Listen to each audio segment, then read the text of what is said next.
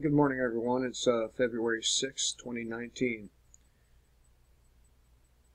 This headline comes from Daisy Luther, and this is one of the reasons why I stopped covering any of her stuff is because, well, look at the title. The Real Resistance.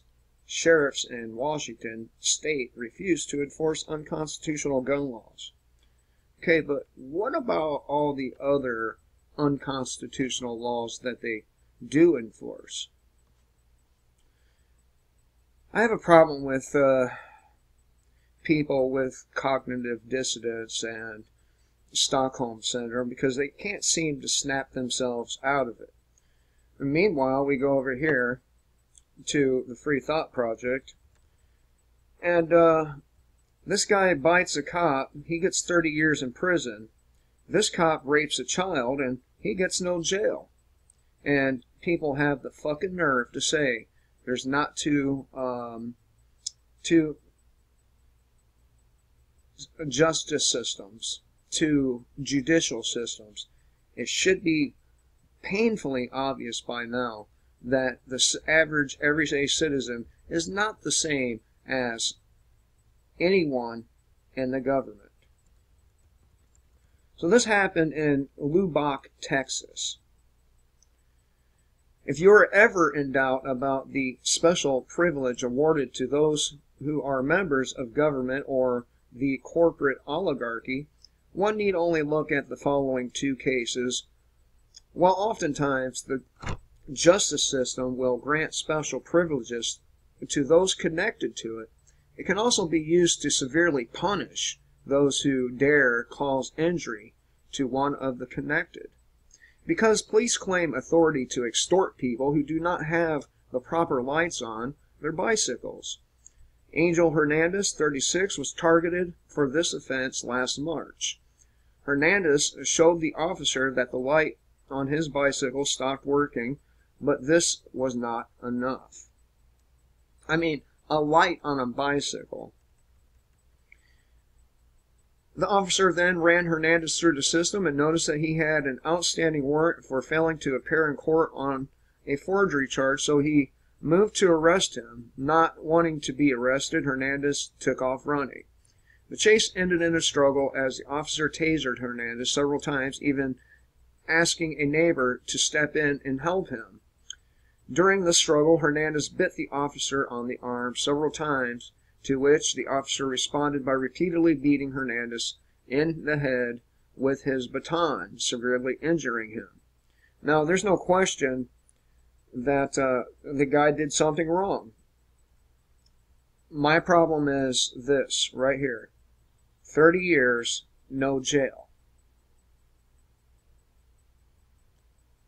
Okay? And yes, this guy should be punished for his forgery. No question about that. No question. His crime did involve a victim. However, this guy's victim was a child. This officer's victim was a child. And he gets no jail time. Well, this guy bites a cop, and because it's a cop he bites, he gets 30 fucking years. 30 years. It seems to me a little excessive. I mean, anything less than, say, child molesting and armed robbery, home invasion, it shouldn't get that much time. But it's some crazy shit. So he got charged with aggravated assault against a public servant attempting to take a weapon from an officer and evading arrest. And on January 24th, he was convicted of all the above charges. For biting an officer over a stop that initiated as an act of extortion for improper bicycle headlights. Hernandez was sentenced to 30 years behind bars. No one here is claiming Hernandez is innocent, nor are we saying he shouldn't be in jail. He certainly deserves to be held accountable for his crimes, but 30 years? Hernandez will spend most of the rest of his life in a cage for biting a so-called public servant who chased him. So, if there's any doubt as to the disparity between us and them, this should make it even more evident. But we can take it a step further. One would think that in the land of the free, crimes against society society's most vulnerable, children are punished far more severely than a man biting a cop, right? Well, wrong. Child predators are oftentimes given lesser sentence for heinous crimes against children that are far worse than biting an adult male during a struggle. This sentence disparity then becomes vastly greater when the offender wears a badge and uniform. Case in point, former Monticello officer named Jeremy Solomon. Solomon's crime was much worse than Hernandez, as his victim could not fight back.